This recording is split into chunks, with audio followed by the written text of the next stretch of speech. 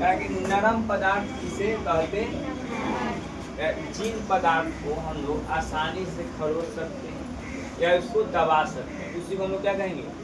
नरम पदार्थ। जिन सामग्रियों को आसानी से दबाया या खरोचा जा सकता है वे क्या कहलाते हैं? नरम।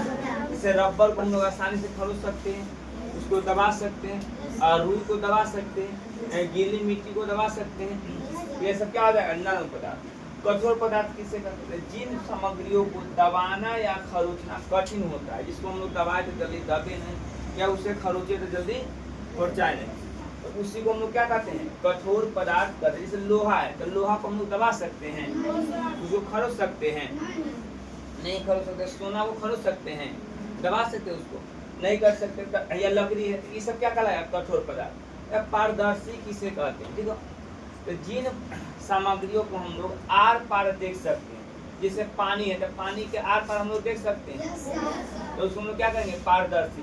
अच्छा, लकड़ी के आर पार हम लोग देख सकते हैं, नहीं, तो वह पारदर्शी होगा? नहीं होगा। तो पारदर्शी मतलब क्या हुआ? जिन सामग्रियों के आर पार देखा जा सकता है उसे क्या कहेंगे हम लोग?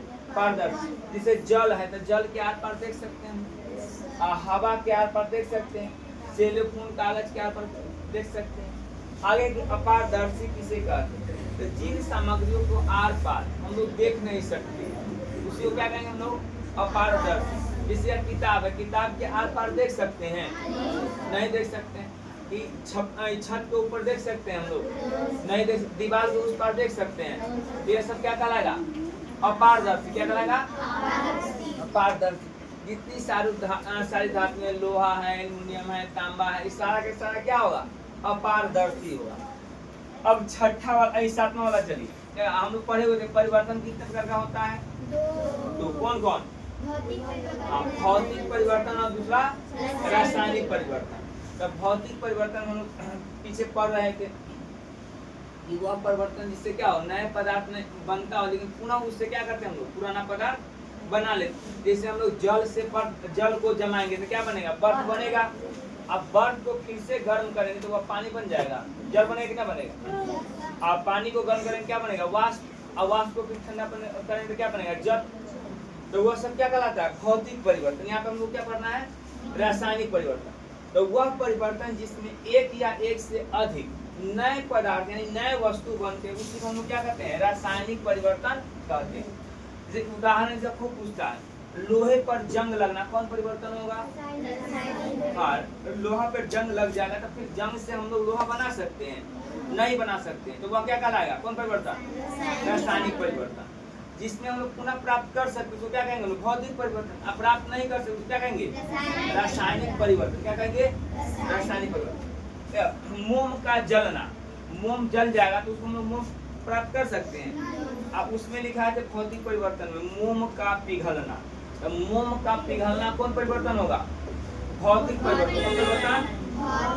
मोम का जलना कौन परिवर्तन? रासायनिक परिवर्तन।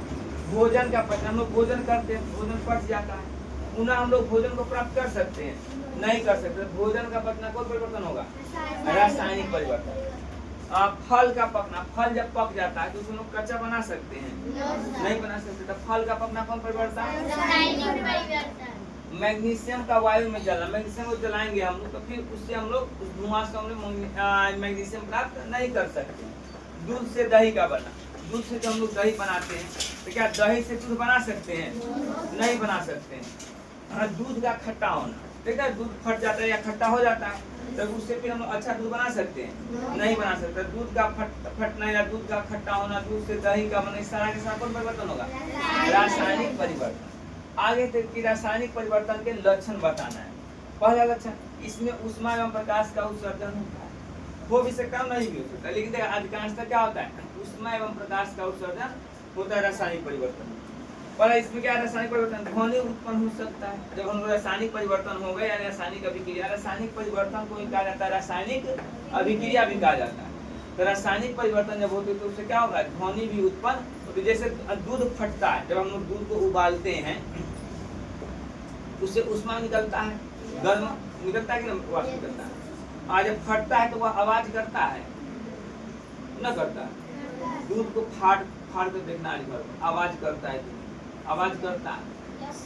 दूध जब फटता है तो क्या होता है, आवाज उत्पन्न होता है। इसमें गंध हो सकती है।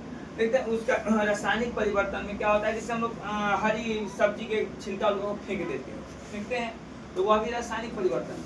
तो वो जब सड़ता है तो बदबू करता है, गंध उससे निकलता है। तो रासायनिक परिवर्तन क्या होता है, गंध भी निकल सकती है।